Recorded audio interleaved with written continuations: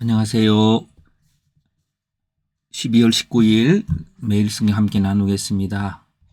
한 문장 요약입니다. 하나님은 하나님을 섬겨도 헛되다고 하는 악한 자들을 태울 것이지만 하나님의 이름을 경외하는 자는 공의의 빛을 받아 치료를 받으며 악인을 밟게 될 것이라고 하였다.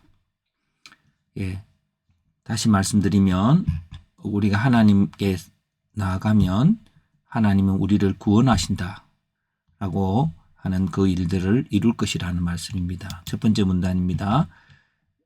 하나님을 섬겨도 헛되다고 하며 교만한 자가 복되며 악을 행하는 자가 번성하고 하나님을 시험하는 자가 화를 면한다 하는 너희 말을 나를 대적하는 것이다. 반대로 하나님은 하나님을 섬길 때에 하나님께서 구원하신다 하는 말들입니다. 그러나 악한 자들은 그것을 믿지 않는다 하는 말씀입니다.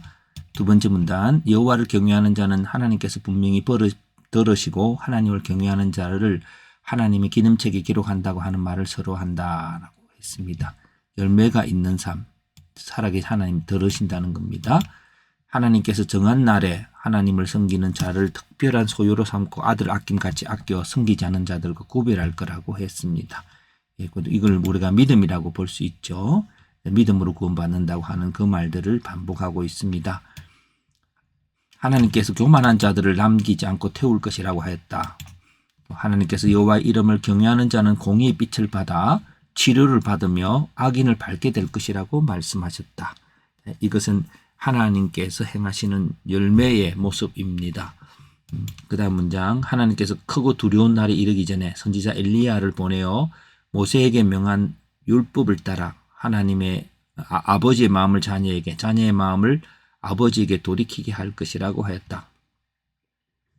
이것은 이제 공의로운 율법들이 서로 그 기준을 맞춰서 서로가 행할 수 있게 할 것이라고 하는 말씀입니다. 그러기 전에 이제 선지자 엘리야를 또 보내겠다고 하셨습니다. 한 문장 요약을 다시 한번 말씀드리면, 하나님은 하나님을 섬겨도 헛되다고 하는 악한 자들을 태울 것이지만 하나님 이름을 경외하는 자는 공의의 빛을 받아 치료를 받으며 악인을 밟게 될 거라고 했습니다. 이 공의의 빛을 받아서 결국 공의로운 자가 됐겠죠. 빛 대신 예수 그리스도가 임하여서 우리가 공의로운 자가 되어야 할 것입니다. 그런 날이 올 것이라고 하는 말씀을 합니다. 그럴 때까지 하나님을 의지하고 부족한 가운데 있다 할지라도 하나님을 경외해야 한다라고 말을 합니다. 패턴을 한번 봅니다. 여호와 이름을 경외하는 자, 경외하는 태도, 경외하는 자가 승리하는 시간들, 경외하는 자를 향한 하나님의 역사, 경외하는 자에게 주어지는 것들, 경외하는 태도에 있어서 이것을 하나님을 섬길 때 열매가 없다고 한 악인 말을 반대로 적어보았습니다. 하나님을 섬길 때 열매가 있고 또 교만한 자가 잘 된다 할 때 겸손한 자가 복되다고 적어보았고요. 또 을을 행하면 번성하고 하나님을 시험하지 않고 하나님께 돌아가려 하고 하나님께서 그를 경외하는 자를 반드시 들으시고 그의 기념책에 그들을 기록하신다고 하나님이 꼭 기억한다는 겁니다. 그러나 그때는 하나님 어디 계십니까 하고 그렇게 그들은 하나님을 의심했습니다. 그러나 하나님의 큰 날에, 크고 두려운 날, 정한 날에 하나님 역사하시는데 먼저 그 경외하는 자와 그렇지 못한 자를 구별합니다. 우리 쉽게 믿음을 가진 자를 구별하는 거죠.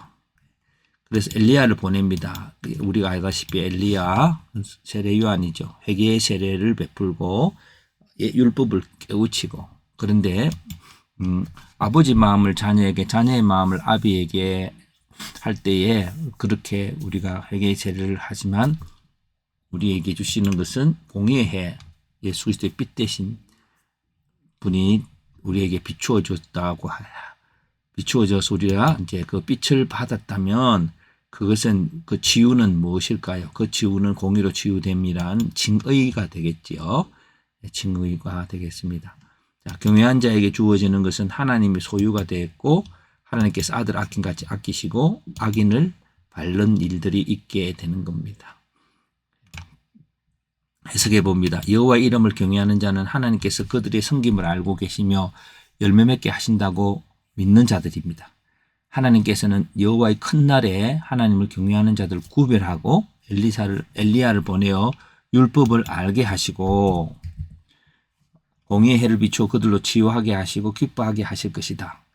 그리고 하나님은 그들로 하나님의 소유를 삼고 악인을 밟고 하나님께서 아들처럼 귀하게 여길 것이다. 라고 해석해 보았습니다. 다시 한번 우리가 질문과 적용을 통해서 보면 하나님께서는 하나님을 경외하는 자에게 엘리야와 공의의 빛을 주어서 그들로 승리하게 하실 것이라고 핵심 요약해 봅니다.